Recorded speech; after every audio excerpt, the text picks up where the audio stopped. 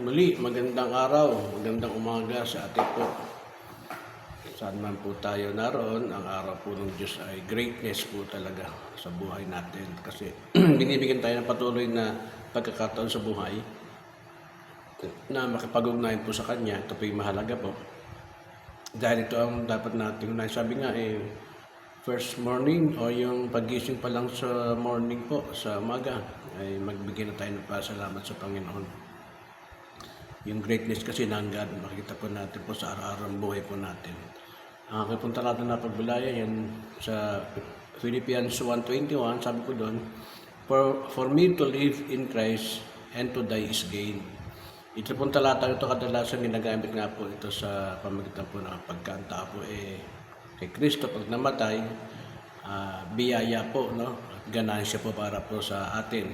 Pero meron pong first part na dapat nating pagtuunan din ng pansin sapagkat sabi po rin to live in Christ. Ibig ko sabihin, pag to live in Christ, meaning dito pinapakita na kay Pablo na siya po ay ang pinakita niya yung kanyang pagkabuhay, pagkasilang ay talagang dapat po nakafocus tayo kay Christ. Kasi ito po yung isang magandang pagkakataon sa buhay ng tao na meron siyang Diyos na kinikilala.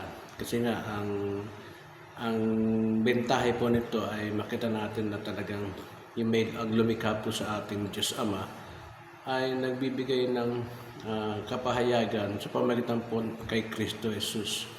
Sabihin po, sabi po ng Biblia, ako at ang Ama ay iisa. Ibig po sabihin, nasa tamang direction po tayo ng pagkilala ng Diyos. Kasi po marami hong mga pagkakataon sa buhay ng tao na napakarami pong reliyon, napakarami pong paniniwala, na kung saan po inaakala ho ng tao na sa kanya pong sa pamamagitan po ng kanyang paniniwala, pagdinindigan sa sarili, kabaitan sa buhay, ay makikitang nasa pamumuhay na siya ng maayos. Una po, pag sinabing to live in Christ, ibig ko sabihin, ikaw po inamumuhay ng may kaayusan sa buhay na ito na kinalulugdan ho ng Panginoon. Sabi ko ng Biblia, lahat ng tao daw pinagkasala at walang nasampungang malugod sa harapan ng Diyos. Ibig ko sabihin, lahat po ay kulang po, no, yung falling short sa kaluwalhatian ng Diyos.